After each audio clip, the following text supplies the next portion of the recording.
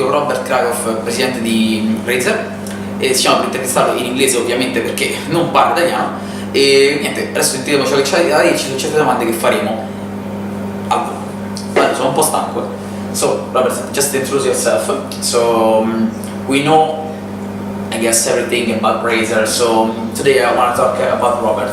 So, you know, I'm playing with your items, your stuffs, and I want to ask you, how does it makes you feel? I mean, I heard your story when you tell us your story, and I thought that there was a lot of Robert inside everything, inside every keyboard, inside every mouse.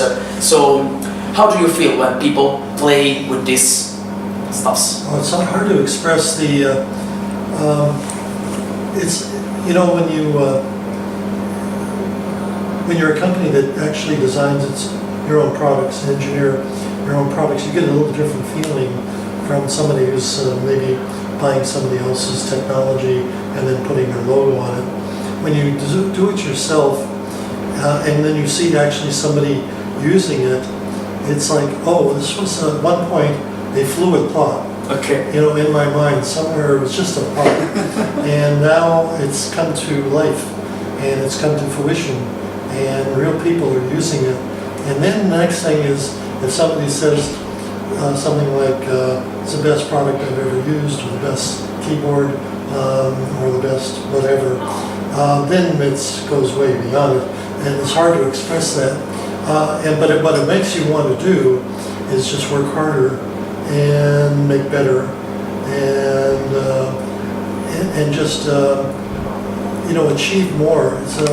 It's a funny feeling, because if you're a failure, usually you want to quit. Okay. If you're a success, you want to be better. Yeah. So, you know, Razer's been successful, and I think everybody who works for the company now, and we have over 1,000 employees now around the world, but I think everybody shares the same feeling that I do about the success of the company, then breeding more success and being more proud of what you do. So that's kind of, it's hard to put in words though, but it's a wonderful feeling. Okay. So it's the same when I say that we are playing with your dreams. Yes. Okay. In a way, it's innovation and imagination are extremely important to our company, and we nurture it, and we encourage it, and we reward it. Yeah, that's right. Yeah. So, what about the future? I mean, not about all the products. I know you are for sure thinking about new keyboards and new mouse for the new years to come. So, what about the VR? I have to ask you, because I know that Razer is a partnership with a big China company of PCs. So I was asking you, there is something in VR that you are thinking of? I think VR is kind of an unusual category for Razer. Razer has always made products to support software. Yeah. So if a game came out, a AAA game came out, and it demanded, let's say it was a certain genre like FPS or MMOG or something like that, and if it demanded, you know, a certain keystroke or a certain amount of resistance or a certain button, you know, type, or a certain sensor, or whatever it demanded, then we would create a product to fit the game genre. And hopefully our innovation and our originality would allow us to make something that actually solved an unmet need of the user. With virtual reality, it's the opposite. Somebody says, I've got this cool hardware, now let's see what comes from software. What games are going to be developed? Well, I'll tell you right now that I see VR becoming a way of life in music, concerts, music videos, some sporting events, buying a luxury car, yacht, home. Can you imagine going to your BMW site and being able to not only sit in, your new BMW, but actually test drive it. Yeah. Through virtual reality. Can you imagine going to a Paul McCartney concert and actually being able to walk behind Paul McCartney and watch him play the keyboard? Yeah. Things like that. I mean, so exciting, so neat. I've seen VR examples where people go through ruins, old Aztec and Mayan ruins, to be able to actually walk through the ruins as they were 1,200 years ago, right? So those are the kind of things that are very exciting about VR. Gaming is still, this is why we did Razer decided to, rather than do hardware, we decided to open our source code and encourage small to medium-sized developers to start developing games, hoping that there'll be some games coming through, maybe some AAA games out of these that where they'll create more of a demand. And then when that happens, then you'll see Razer get into the hardware. But right now we're really into, the OSVR, the open source, and it's been gratifying because we've had somewhere around 600 developers who got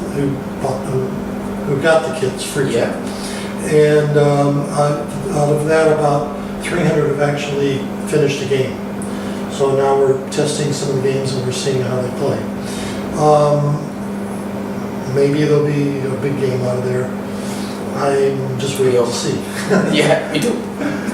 Just last one question from me that I want to ask you, because I always, when somebody tells me, you met Robert Krakoff, how was him? I used to think of you about a friend of VM's Academy, Game Legends, my site, for example.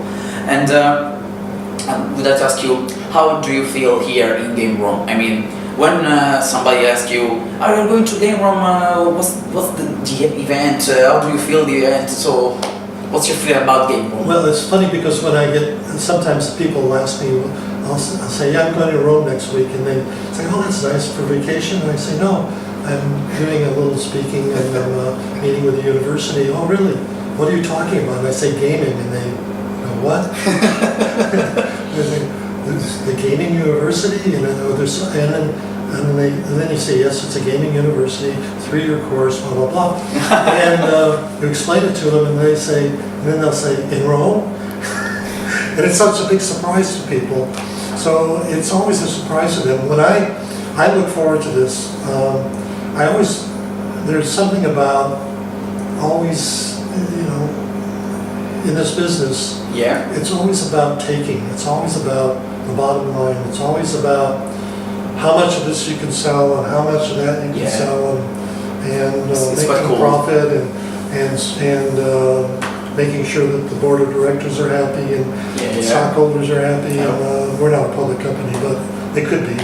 Anyway, you know how that is in business. And I said a few years ago that I wanted to give back something. I don't want to always be taking. I want to give of myself and share. So doing some mentoring with companies, small company, and on the board of directors for a couple of small companies. I help people with new venture startups, and then I do things like the Vigmos Academy. And I like to teach. I like to help. I enjoy it. I really do look forward to it. We love you for it. Yeah, it's different, and I don't charge anything. I don't ask for money. I don't ask for anything in return. I don't expect anything in return. At this point in my life, it's not important to have a bottom line to everything, So I believe that,